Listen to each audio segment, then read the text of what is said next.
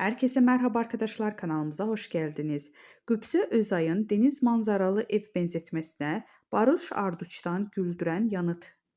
Mutlu evlilikleriyle örnek gösterilen çiftlerden olan Gübse Özay ve Barış Arduç çifti bu kez esprili açıklamalarıyla gündeme geldi.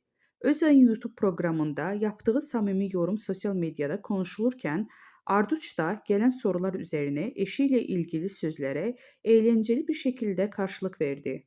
Özel hayatlarını gözlerden uzak sürdürmelerine rağmen uyumları ve enerjileriyle sık sık gündemde yer alıyorlar. Başarılı oyuncu senarist Gübse Özay konuk olduğu bir YouTube programında hayranlarından gelen yorumları yanıtladı. Bir takipçisi Gübse her sabah kocama bak be diyordum şeklinde bir yorum yapmıştı.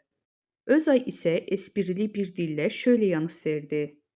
Bir ara diyordum, artık demiyorum. Deniz manzaralı bir evde yaşayınca bir süre sonra denize bakmayıp bırakmak gibi bir şey. Gazeteciler Gübse Özay'ın bu sözlerini Barış Arduç'a hatırlatında ünlü oyuncu gülerek şu yanıtı verdi.